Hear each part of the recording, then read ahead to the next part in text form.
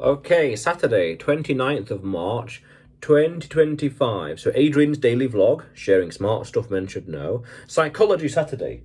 Understand yourself and others. Look at Bitcoin's properties, not value. Value is subjective, yet its properties are first principles. So here's kind of two in one really for today. Understand fundamentally that value is subjective. In economics, there's a nice concept called the law of diminishing marginal utility. Basically, the more you have of something, the less you appreciate it. You're really, really thirsty, for whatever reason, and that first glass of water, the first gulp is amazing, but each subsequent gulp, you appreciate less and less. You're hungry, that first slice of pizza is amazing, and you want it, and the rest is amazing, but each subsequent pizza, or slice even, depending on the scale, you appreciate less and less, and in the end, you'd never want to see a pizza again. So understand that value truly is subjective. We appreciate it more or less depending on scenarios and situations, our stomach, our lives, our thirst, things like that. So that's important to understand in life. Now, in the markets, there's a very nice little phrase I picked up from Warren Buffett years and years ago, which I fully understood a few years ago as well. Price is what you pay, value is what you get. And that also is quite a bit of a rabbit hole as well.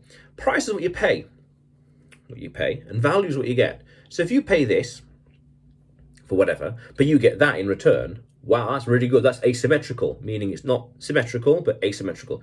You pay a little bit, but you get a lot back, for example. That's disproportional, very good.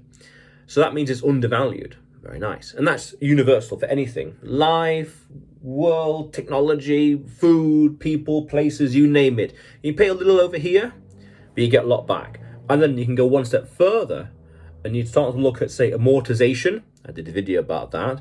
Or looking at cash flow, forecastability above all. I did a video about that as well. It helps to manage that cost.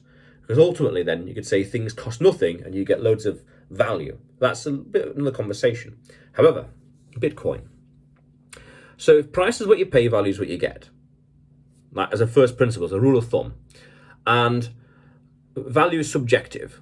Very important. Again, law diminishing marginal utility. Law of marginal utility. That diminishing marginal utility, that's the one. So then we look at Bitcoin's properties. I did a video about this as well. I forgot when. You can't escape first principles. So we look at Bitcoin's properties, its first principles. Money you can earn, money you can spend, apolitical, decentralized, fixed supply, and censorship resistant. Things like that, and loads of other things, Nakamoto consensus, things like that. Merkle trees, block reward, etc. Other buzzwords, very nice. You can't escape those. In the same way we can't escape breathing air, we can't escape gravity, we can't escape feeling hunger, okay? In the same way. We can't escape these things, so we have to accept and adapt. I did a video about that as well, accept and adapt to reality. So that means then we don't look at the price. The value is what we get out of it. That the price can do whatever it wants. Ignore the price. Up, down, left, right, loop-de-loops, as the quote goes. Loop-de-loop, who knows where? Happy chappy. It does its thing. Focus on the properties.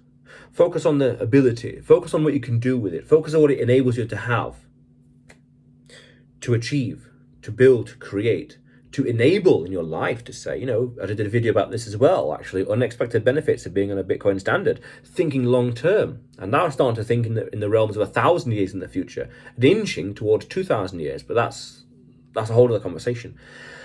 Look at the properties of Bitcoin, but also expand the logic, follow the logic. Look at the properties of other things as well. What do you get out of it, essentially? Again, price is what you pay, value is what you get. So coffee, for example, you pay, £5 for the whole jug, the whole jar. And that has, 100 or so cups of coffee in it, let's say. So each cup of coffee is whatever, however many grains. But what do you get out of that? Energy, get more time. You get more energy, so you can do more with your time. Wow. You consume this little bit of grains, and you get that much return out of productivity. That's what we need to start looking into and viewing things more from that kind of angle. Not so much looking at the cost of things. The cost is whatever, and amortization, forecastability, and the price does whatever it wants. But look what we get out of it. what we get out of it. And that's subjective. The coffee, some people feel anxious, some people feel energized. Bitcoin, some people think more long term, some people feel more secure in the short term because there's censorship resistant technology behind it. Again, you can't escape first principles. And that's the angle we want to see things. That specific angle. Cost is a little immaterial. How much does this jar of coffee cost is immaterial. Again, amortization and cash flow. What do I get out of it? What do I receive? The price of Bitcoin is a bit immaterial. What do I get out of it? I get censorship resistant money you can earn, money you can spend, and a part of a fixed supply, this whole network. This Newtonian network of money. Interesting buzzword there, Newtonian network. That's a whole other conversation. But that's the angle to look at. Value is subjective, but we can't escape first principles. What I would appreciate on something, of this thing, you would appreciate another aspect of it. But both of those things are rooted in first principles, reality. Just how in the same way, gravity and air, we can't escape those things. We can't escape reality. And that's the angle. The price is almost immaterial. What do we get out of it? Essentially, think end result. Think end result. Price can be whatever. But if the result is, I pay this much, expensive, but I get this.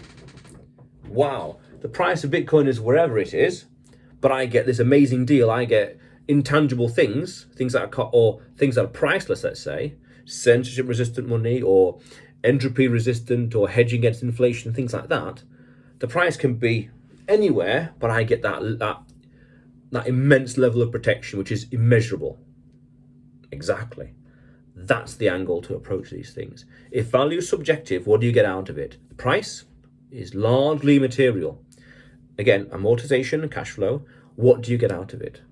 That's powerful. Price is what you pay, value is what you get. Very, very powerful.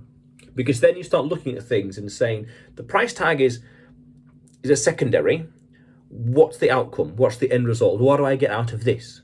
I get X and Y and Z and E and B and C. Okay, so that is, what's that? It's that valuable for me. Very useful. Okay, so what's the price tag? It's that. It's whatever this is. Is that a good trade? Is that worthwhile? This, a bit of speck, a dust, but you get all this as an outcome, as a result. Yes, that's powerful. Very, very powerful. And when you start looking at things in that lens, you start to see things as the end result and what's the benefit out of it. And again, the price is immaterial. Powerful stuff. Powerful, powerful way of looking at it. Price is what you pay, value is what you get. Value is subjective. Look at the first principles of something and look at how those benefit you. So, for example, a glass of water, for example. How much does a glass of water cost? Next to nothing, but it quenches that thirst. It keeps me energized. Powerful stuff. And how do you put a price tag on that?